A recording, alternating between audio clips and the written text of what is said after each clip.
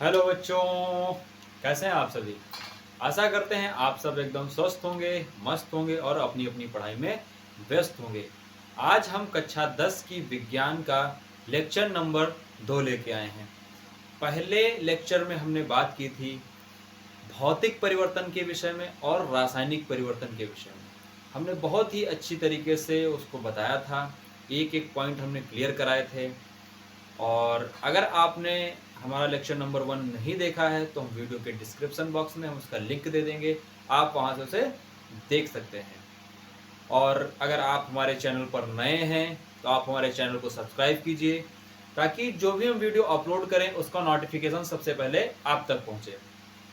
ठीक है, तो आप अगर हमारा वीडियो कहीं से भी देख रहे हैं तो आप हमारे वीडियो को देख सकते हैं। जिस भी बोर्ड में कुछ टॉपिक एक्स्ट्रा होंगे वो अलग से करा दिए जाएंगे, उसमें आपको टेंशन लेने वाली कोई दिक्कत वाली बात नहीं है।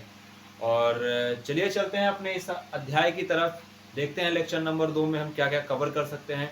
पिछले लेक्चर में हमारी जो बात खत्म हुई थी, हमने आपको बताया था कि जब कहीं पर भी रासायनिक परिवर्तन हो रहा होता है, जब हमें कहीं पर भी रासायनिक परिवर्तन हो रहा होता है तो हमें क्या चीजें देखने को मिलती हैं, क्या क्या चीज, कौन कौन सी चीजों में परिवर्तन होता है।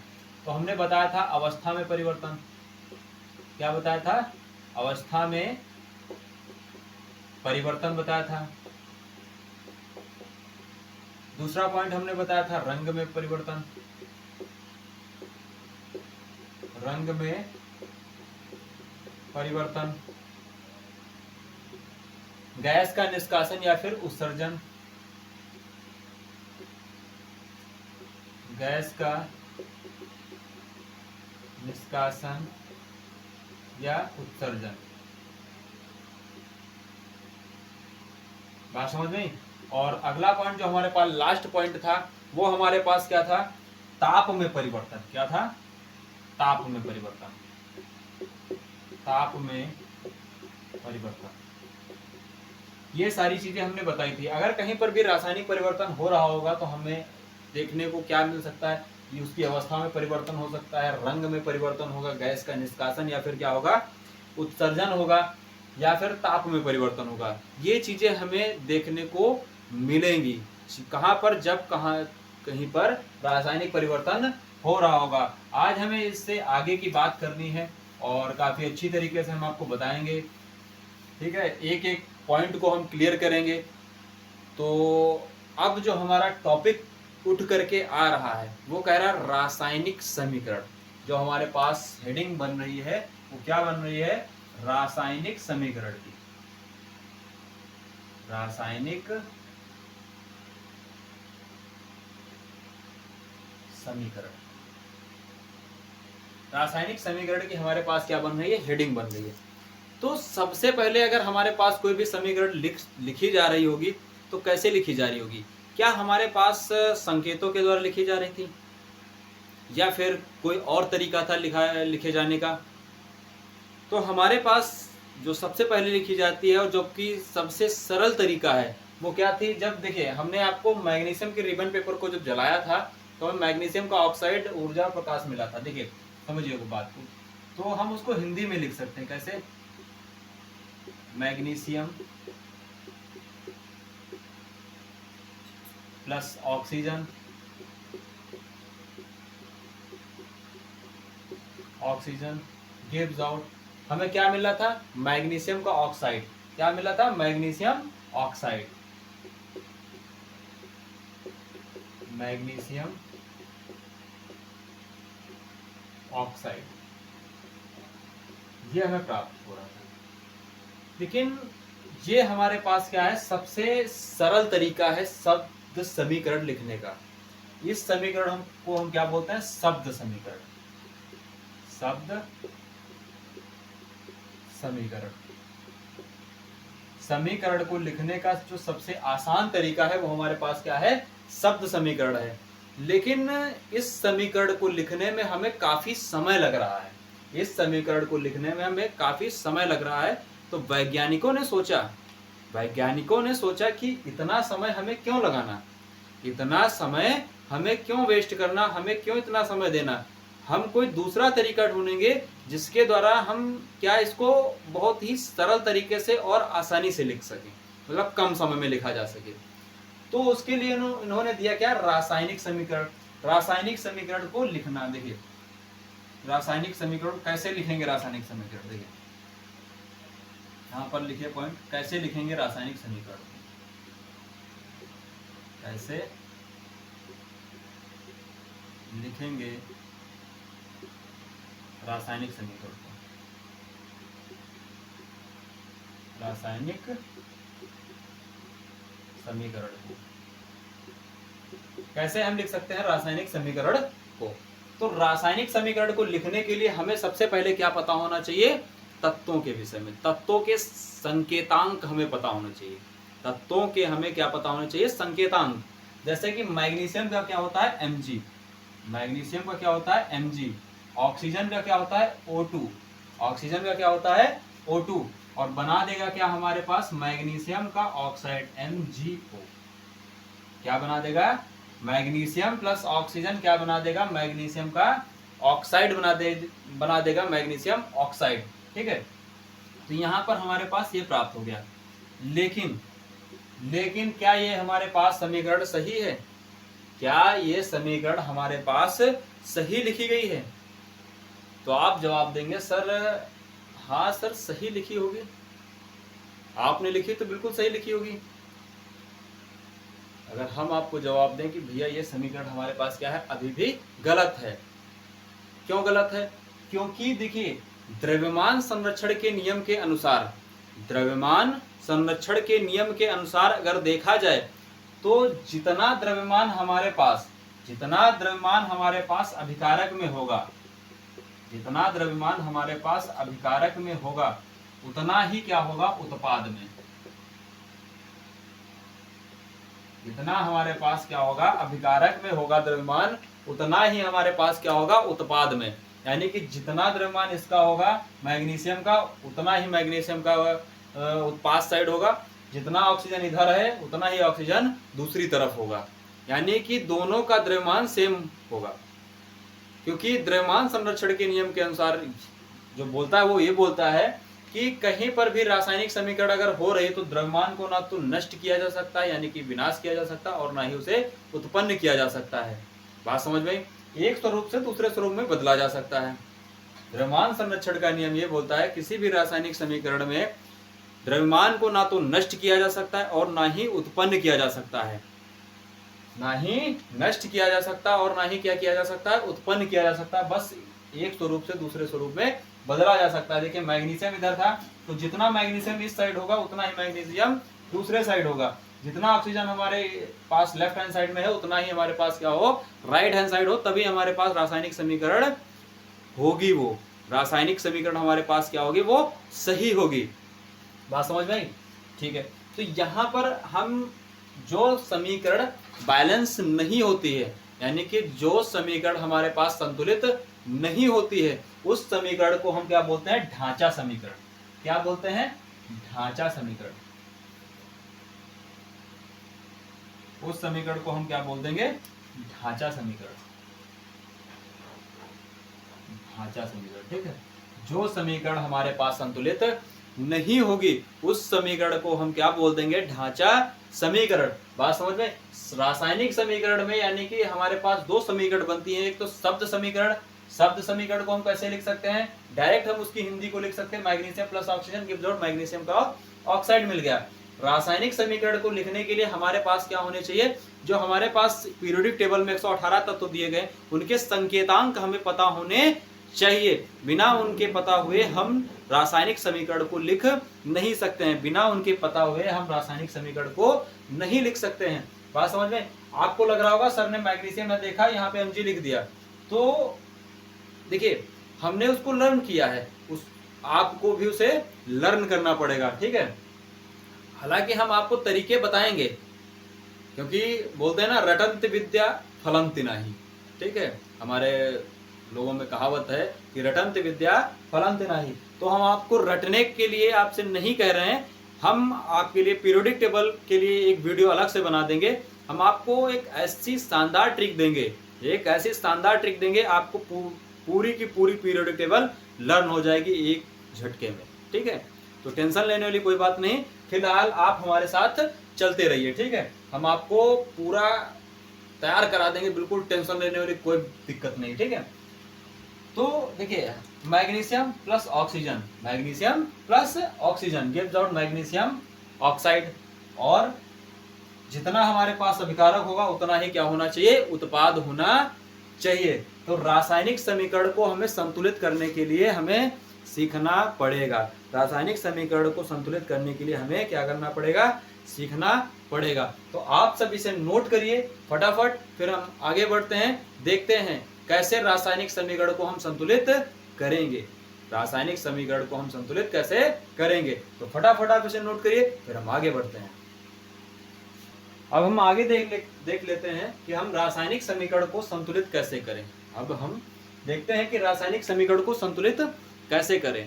तो हम एग्जाम्पल के साथ समझते हैं रासायनिक समीकरण को हम संतुलित कैसे करेंगे।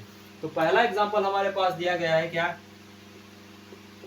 Fe plus H2O gives out Fe3O4, plus में हमारे पास क्या दिया गया है, हाइड्रोजन दिया गया है। Fe plus H2O gives out Fe3O4 plus hydrogen gas ये दी गई है। अब हमें सबसे पहले देखना ये है कि ये कंकाली समीकरण है या नहीं है। तो देखना क्या है, आयरन हमारे पास यानी कि Fe इधर लेफ्ट हैंड साइड में हमारे पास कितना दिया गया है, 1 दिया गया है, और इधर हमारे पास क्या है, 3 है। तो हमें कंफर्म हो गया कि ये समीकरण हमारे पास क्या है, कंकाली समीकरण है। और द्रव्यमान संरक्षण का नियम ये कहता है कि दोनों पक्ष क्या हो, दोनों पक्षों का द्रव्यमान यानी कि प्रत्येक तत्वों का परमाणु संख्या समान होनी चाहिए। दोनों तरफ के परमाणुओं के प्रत्येक तत्वों का देखिए, जो हमारे पास लेफ्ट हैंड साइड और राइट हैंड साइड दोनों पक्षों के जो भी हमारे पास तत्व दिए गए हैं उनका द्रव्यमान क्या होना चाहिए, समान होना चाहिए। दोनों पक्षों के तत्वों का जो द्रव्यमान है वो क्या होना चाहिए, समान होना चाहिए। तो समझने वाली बात इसमें यह है कि हम इसको संतुलित कैसे करें, काफी समझने वाली बात है। देखिए, एक पक्ष हम बनाएंगे लेफ्ट हैंड साइड, ठीक है, और दूसरा पक्ष हम बना लेंगे क्या, राइट हैंड साइड।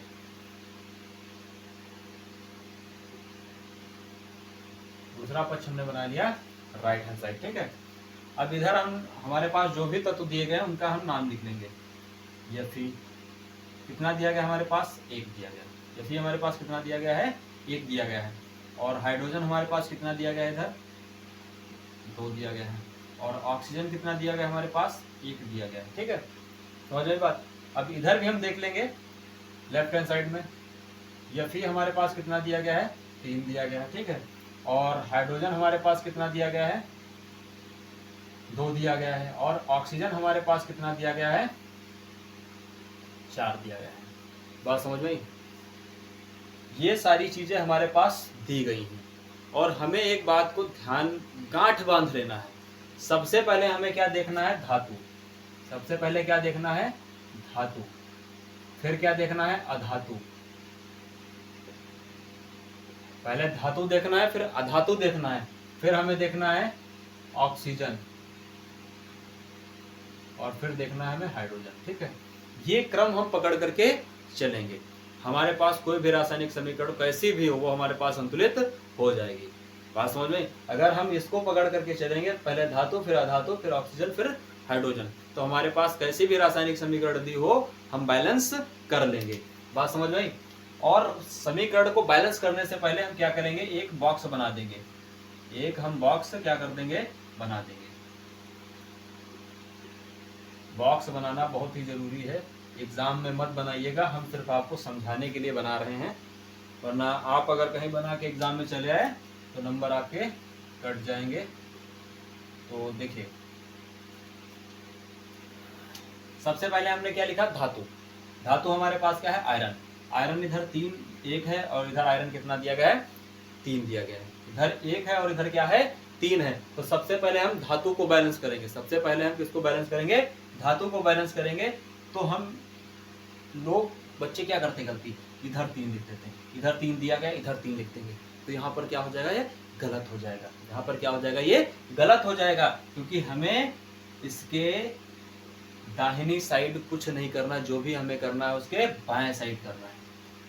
तो हम इस साइड क्या लिख देंगे, 3 लिख देंगे। अब हम देखेंगे कि समीकरण में कुछ परिवर्तन तो नहीं हुआ है। तो देखिए इधर Fe 3, हाँ 3 हो गया, इसको हमने 3 लिख दिया। देखिए हाइड्रोजन देख लेंगे 2, ठीक है, ऑक्सीजन 1, ओके। इधर देख लेंगे Fe 3, हाइड्रोजन इधर 2, ऑक्सीजन इधर 4, समीकरण बैलेंस नहीं है। अब क्या करें, इधर हाइड्रोजन हमारे पास 2 दिया गया है, इधर हाइड्रोजन 2 दिया गया है, कोई दिक्कत वाली बात नहीं, हाइड्रोजन हमारे पास सेम है, लेकिन ऑक्सीजन इधर 4 दिया गया है और इधर कितना दिया गया है, सिर्फ 1 दिया गया है। तो क्या करें, हम इधर लगा दें 4, इधर 4 लिख दे, ऐसे इधर 4 लिख दे, सही हो जाएगा तुरंत? नहीं, ऐसा हम नहीं कर सकते हैं। क्यों नहीं कर सकते? क्योंकि हम दाहिनी ओर कुछ नहीं करेंगे, हमें जो भी करना है, जो भी बदलाव करने हैं, हमें क्या करना है, बाई साइड करना है। बात समझ में? तो हम क्या करेंगे, इधर देखिए ऑक्सीजन 4 है, तो इधर हम 4 से मल्टीप्लाई कर देंगे। तो 4 से जब मल्टीप्लाई करेंगे तो सब पहले हम फिर धातु पे जाएंगे, धातु देखेंगे कुछ परिवर्तन तो नहीं हुआ, नहीं, ठीक है 3 ही है, कोई बात नहीं। हाइड्रोजन हमारे पास 4 दूनी 8 हो गया, हाइड्रोजन 8 हो गया, इधर हम हाइड्रोजन 8 लिख देंगे। और ऑक्सीजन देखेंगे क्या हो गया, 4 हो गया, मिटा करके क्या कर दिया हमने, 4 कर दिया, ठीक। अब इधर आते हैं, देखते हैं, इधर हमारे पास आयरन 3 है, आयरन 3 है, हाइड्रोजन इधर 2 है और इधर 8 हो गया। तो हाइड्रोजन को क्या करना है, हमें बैलेंस करना है, हाइड्रोजन को क्या करना है, हमें बैलेंस करना है। इधर अगर हम 4 से इसको मल्टीप्लाई करा दें, अगर हम इधर इसे 4 से मल्टीप्लाई करा दें तो हमारे पास 4 दूनी 8 हो जाएगा। क्या हो जाएगा, 4 दूनी 8 हो जाएगा। तो 8 हाइड्रोजन इधर हो गए, 4 ऑक्सीजन इधर, 4 ऑक्सीजन इधर, 8 हाइड्रोजन इधर, 8 हाइड्रोजन इधर, 3 आयरन इधर, 3 आयरन इधर। समीकरण हमारे पास क्या हो गई, संतुलित हो गई। रासायनिक समीकरण हमारे पास क्या हो गई, यहाँ पर संतुलित हो गई। 3Fe plus 4H2O gives out Fe3O4 plus 4H2। रासायनिक समीकरण हमारे पास क्या हो गई, संतुलित हो गई। अगर आप इतना काम कर देंगे तो जो भी आपको 2 नंबर में आता है, ठीक है, आपको 2 नंबर ये पूरे मिल जाएंगे, आपसे कोई छीनने वाला नहीं है। और बिल्कुल हलवा चीज है, बिल्कुल हलवा चीज है। आप इसे नोट करिए, फिर हम 1-2 न्यूमेरिकल इस पे और देख लेते हैं, 1-2 और कर लेंगे, ठीक है।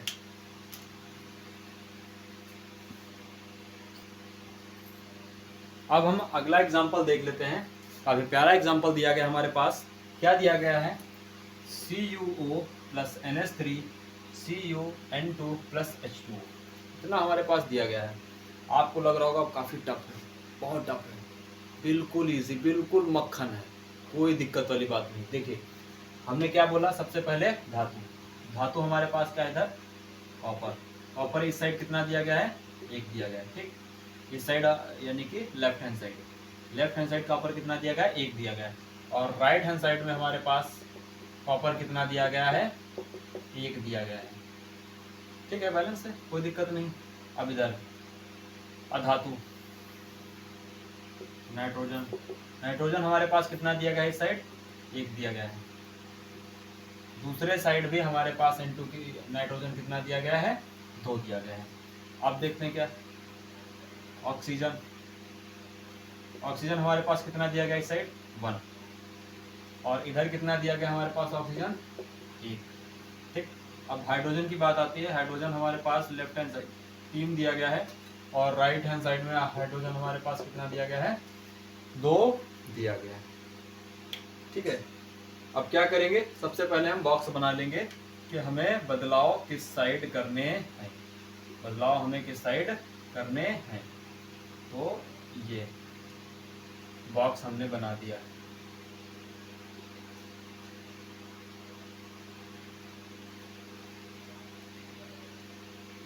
ठीक है, बॉक्स हमने बना दिया। यहाँ तक सभी को समझ में आया, ठीक। सर अभी समझाया ही क्या है, ठीक है। देखिए आगे समझिए, देखिए कॉपर इधर 1 दिया गया, इधर 1 दिया गया, metal balance. Non metal, nitrogen इधर 1 है, इधर नाइट्रोजन 2 है, नाइट्रोजन इधर 1 है, नाइट्रोजन इधर कितना दिया गया है, 2 दिया गया है। चलिए बदलिए, बदलिए, नाइट्रोजन इधर कितना दिया गया, 2, 2 से क्या कर दिया, मल्टीप्लाई कर दिया। अब इधर क्या बदलाव हुए वो पहले नोट कर लेना है। नाइट्रोजन इधर कितना हो गया, 2 हो गया, नाइट्रोजन कितना हो गया, 2 हो गया।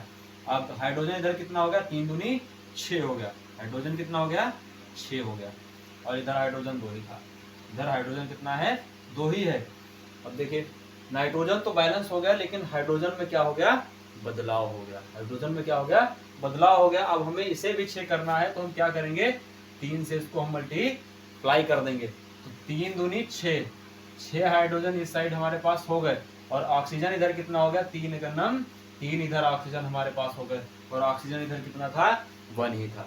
ऑक्सीजन इधर क्या है, 1 ही है, यानी कि 1 ही है। तो हम क्या करेंगे, 3 से फिर इसे भी हमें क्या करना पड़ेगा, मल्टीप्लाई करना पड़ेगा। तो मल्टीप्लाई करने के साथ साथ कॉपर की भी संख्या हमारे पास बढ़ गई, 3 हो गई, और ऑक्सीजन भी हमारे पास कितना हो गया, 3 हो गया। बात समझ में आई, ठीक है। अब देखिए कॉपर इधर 3 हो गया, कॉपर इधर 1 ही है, नाइट्रोजन इधर 2 है, नाइट्रोजन इधर 2 है, ठीक है। ऑक्सीजन इधर 3 है, और ऑक्सीजन भी इधर क्या है, 3 है, और हाइड्रोजन इधर 6 है, और हाइड्रोजन भी इधर क्या है, 6 है। सिर्फ कॉपर की संख्या हमारे पास बैलेंस नहीं है, तो क्या करें, हम इधर भी इसको 3 से क्या कर दें, मल्टीप्लाई कर दें, तो हमारे पास क्या हो जाएगी, समीकरण संतुलित हो जाएगी। तो हम यहाँ पे हमारी समीकरण क्या हो चुकी है, संतुलित हो चुकी है।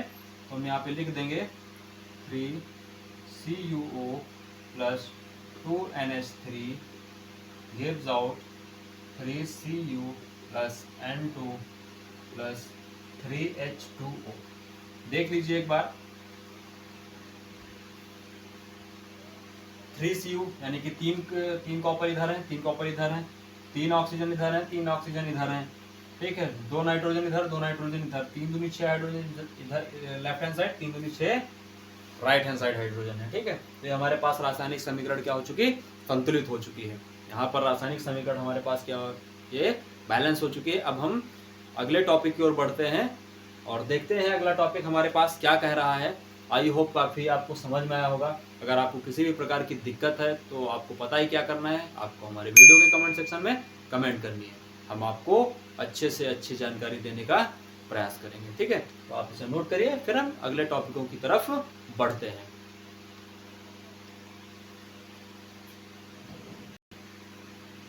अब हम देख लेते हैं रासायनिक अभिक्रियाओं को और अधिक सूचनापूर्ण कैसे बनाया जा सकता है। रासायनिक अभिक्रियाओं को और अधिक सूचनापूर्ण हम कैसे बनाएं, क्योंकि रासायनिक समीकरण को हमने संतुलित कर लिया। अब हम अगर रासायनिक समीकरण को और अधिक सूचनापूर्ण अगर हम बनाना चाहें तो हम किस तरीके से बना सकते हैं, तो हमें क्या करना होगा कि वो और अधिक सूचनापूर्ण हो जाए, कि हमें डिटेल में उसके बारे में थोड़ा और गहराई पता चल जाए। तो देखा होगा कि कहीं पर भी रासायनिक समीकरण लिखी होती है तो कहीं पे S लिखा रहता है, उसके आगे कहीं पे L लिखा रहता है, कहीं पर AQ लिखा रहता है, और कहीं पर G लिखा रहता है। हमें इतना तो विश्वास है कि आपको इनके बारे में नहीं पता होगा, हमें इतना विश्वास है कि आपको इनके बारे में नहीं पता होगा। तो अगर आपको नहीं पता है तो हम आपको बताएंगे। देखिए कहीं कहीं पर रासायनिक समीकरण में ऐसा कुछ लिखा रहता है, जैसे कि हमारे पास अभी हमने लिखी थी एक समीकरण, Fe plus H2O gives out Fe3O4 plus H2। तो यहाँ पर हमने इसको जो बैलेंस किया था हमारे पास क्या था, 4H2 और 3Fe442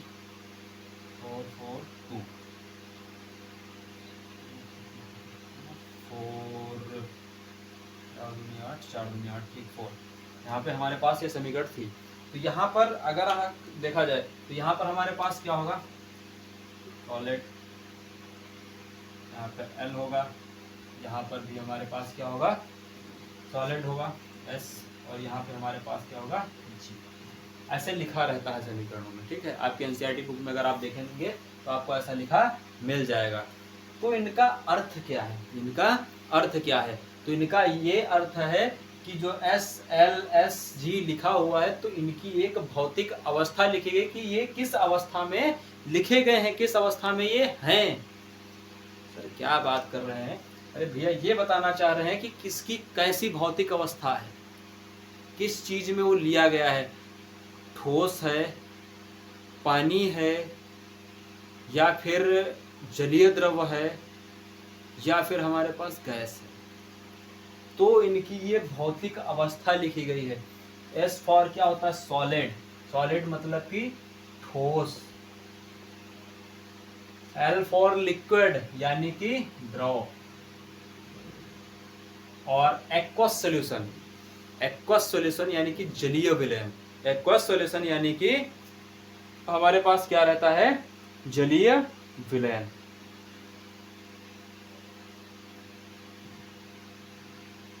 एक्वस सॉल्यूशन हमारे पास क्या होगा, जलीय विलयन, जलीय विलयन। यानी कि देखिए हमारे पास कोई भी चीज है, जैसे कि नमक है, नमक को अगर हम पानी में घोल देंगे तो हमारे पास एक्वस सॉल्यूशन होगा, ठीक है। जी फॉर हमारे पास क्या होता है, गैस। जी फॉर हमारे पास क्या होगा, गैस होगा। बात समझ में आई? तो ये इनकी भौतिक अवस्थाएं हम लिख करके हम रासायनिक अभिक्रियाओं को और अधिक हम सूचनापूर्ण बना सकते हैं। क्योंकि अगर हम फिजिकल प्रॉपर्टी अगर लिख देंगे तो हम रासायनिक समीकरण को और अधिक सूचनापूर्ण बना सकते हैं। अब यहाँ पे एस लिखा है तो हम जान पाएंगे कि लोहा हमारे पास ठोस अवस्था में लिया गया है, पानी हमारे पास द्रव अवस्था में लिया गया है, और ये हमारे पास Fe3O4 जो हमारे पास आयरन ऑक्साइड है वो हमारे पास ठोस अवस्था में लिया गया है, और हाइड्रोजन हमारे पास क्या है, हाइड्रोजन एक गैस है, वो गैसीय अवस्था में हमारे पास है। बात समझ में?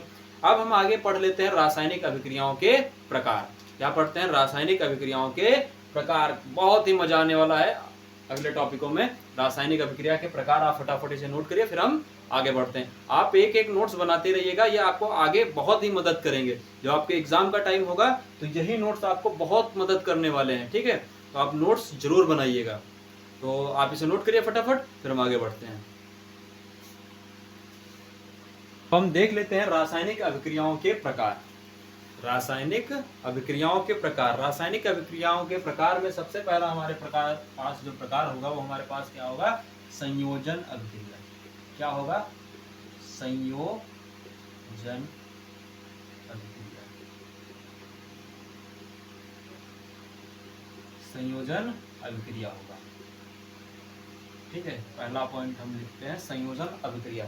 संयोजन, संयोजन, संयोजन यानी कि योग, यानी कि मिलना, यानी कि जुड़ना। बात समझ में? यानी कि दो अलग अलग रिश्ते आपस में मिल करके एक रिश्ते का क्या करते हैं, निर्माण करते हैं। आपने शादी वगैरह तो देखी होगी, लड़की अलग खानदान की, लड़का अलग खानदान का, दोनों की शादी करा के एक खानदान बन जाता है। बात समझ में? यानी कि लड़की एक अलग खानदान की, अलग परिवार की, जिसके बारे में कोई नहीं जानता, और दूसरा लड़का एक अलग खानदान का, एक अलग परिवार का, जिसके बारे में कोई कुछ नहीं जानता, और दोनों की शादी करा दी जाती है और दोनों एक परिवार बन जाते हैं।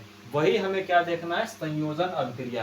यानी कि एक अलग खानदान का, दूसरा अलग खानदान का, दोनों आपस में मिलकर के एक खानदान का क्या करते हैं, निर्माण करते हैं। दो खानदान मिल करके क्या करते हैं, एक खानदान का क्या करते हैं, निर्माण करते हैं। यानी कि एक परिवार का क्या करते हैं, निर्माण करते हैं।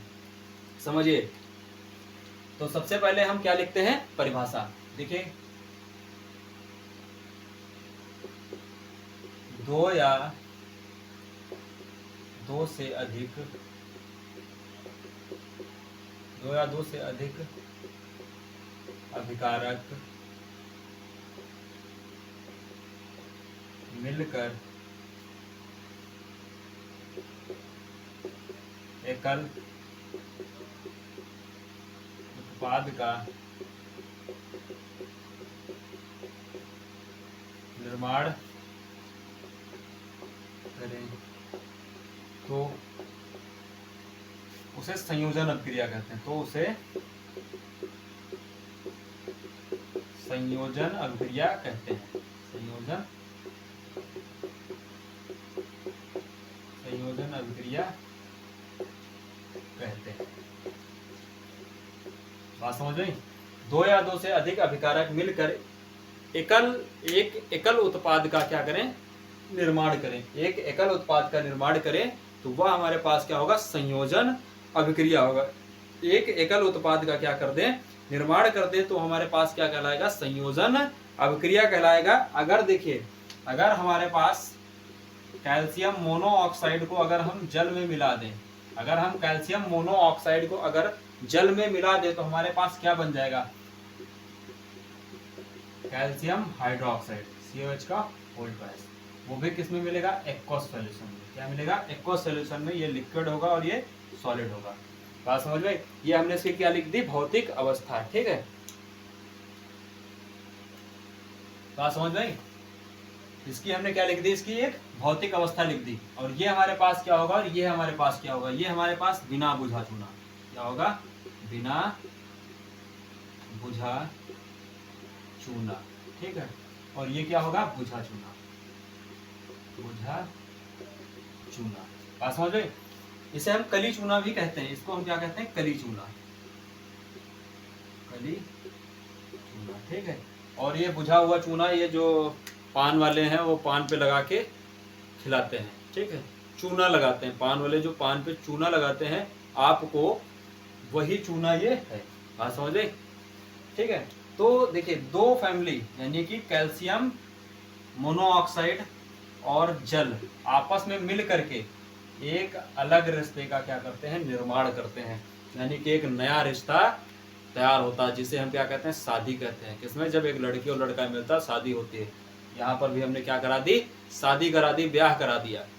लेकिन यहाँ पर अगर आपने देखा होगा, जब चूने को अगर हम पानी में डालते हैं, पुताई उताई करने के काम में आता है, आपके घरों में पुताई उताई भी की जाती है, तो अगर आपने नोटिस किया होगा, जब चूने को हम पानी में डालते हैं तो फदकने लगता है, ऊष्मा निकलती। क्या निकलती है, ऊष्मा निकलती, ऊष्मा रिलीज होती है। देखा है, नहीं देखा है, नहीं देखा है तो आप ट्राई करिएगा। ठीक है, साइंस वाले स्टूडेंट है, इतना तो कर ही सकते हो। ठीक है, लेकिन दूर से करना। ठीक है, तो ऊष्मा, ऊष्मा क्या हो रही, रिलीज हो रही है। और एक और एग्जांपल देख लेते हैं। मैग्नीशियम हमने देखा था, मैग्नीशियम को जब हमने ऑक्सीजन की उपस्थिति में जलाया था तो हमारे पास क्या बना था, MgO। तो इसको बैलेंस कर देंगे। इसमें भी हमारे पास क्या प्राप्त हुई थी, ऊष्मा प्राप्त हुई थी। ठीक है, अगर हम कार्बन को ऑक्सीजन की उपस्थिति में जलाएं तो हमारे पास क्या प्राप्त होगा, CO2 प्राप्त होगा। और साथ में क्या हमें मिलेगी, ऊष्मा हमें प्राप्त हो जाएगी। Carbon plus oxygen gives out carbon monoxide. क्या, कार्बन डाइऑक्साइड और प्लस ऊष्मा। अगर हम देख रहे हैं कि हम जब संयोग करा रहे हैं, जब हम संयोग करा रहे हैं तो एक नया प्रोडक्ट और बन रहा है, एक नई चीज मिल रही है। जैसे कि समझिए बात को, शादी होती है, शादी होने के बाद बच्चे वगैरह होते हैं, तो इनका भी एक अलग खानदान है, इनका भी एक अलग खानदान, यानी कि इनकी शादी हुई, फिर इनके बच्चे हो गए, यानी कि ऊष्मा निकल गई।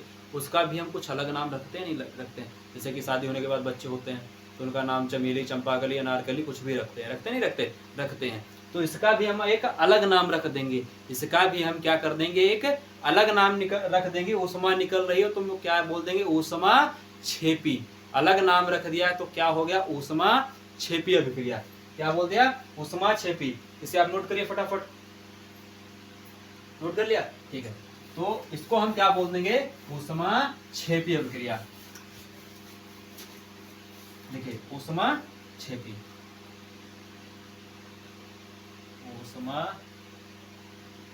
छेपी, जिसमें अलग चीज हमें प्राप्त हो रही है, यानी कि एक्स्ट्रा चीज मिल रही, तो उसे हमने क्या बोल दिया, ऊष्मा निकल रही है। ऊष्मा निकल रही तो उसको हमने क्या बोल दिया, ऊष्मा छेपी। हम लिखेंगे क्या यहाँ पे परिभाषा, वह रासायनिक अभिक्रिया, वह रासायनिक अभिक्रिया जिसमें उत्पाद के साथ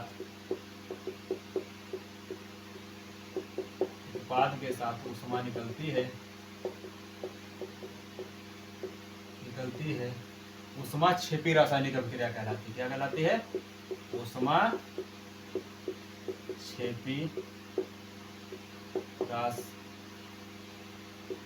छेपी रासायनिक अभिक्रिया कहलाती है।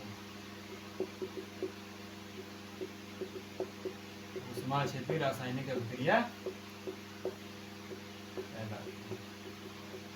ठीक है, इसके लिए हम कोई सा भी एग्जांपल लिख सकते हैं। जैसे कि हमने क्या लिखा था, हमने क्या लिख दिया था, magnesium plus O2 gives out 2MgO plus ऊष्मा।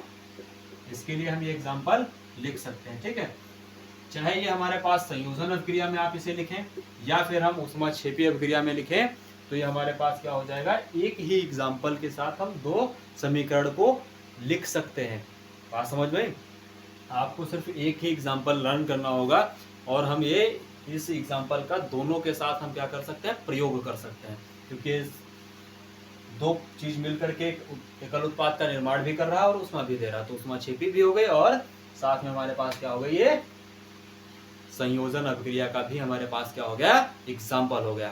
तो काफी लंबी वीडियो हो रही है, तो आज के लिए इस वीडियो में हम इतना ही रखते हैं, और जो हमारे पास नेक्स्ट टॉपिक बचे हुए हैं उनकी चर्चा हम नेक्स्ट वीडियो में करेंगे और काफ़ी बेहतर तरीके से आपको बताएंगे, तुरंत आपको लर्न हो जाएगी और आपको टेंशन लेने वाली कोई दिक्कत वाली बात नहीं है, टेंशन मत लीजिएगा। आपको सारा कोर्स जल्दी से जल्दी ख़त्म कराया जाएगा और आपको रिवीजन भी कराया जाएगा, तो परेशान होने वाली कोई बात नहीं है। आप हमारे चैनल पर लगातार बने रहिए, आपको पूरा कोर्स कराया जाएगा, ठीक है। तो आज के लिए बस इतना ही, मिलते हैं हम आपसे नेक्स्ट लेक्चर में, नेक्स्ट वीडियो के साथ, एक नए अंदाज में, एक नई शुरुआत के साथ आपसे मिलते हैं नेक्स्ट वीडियो में। आज के लिए इतना ही, धन्यवाद, जय हिंद, गुड नाइट।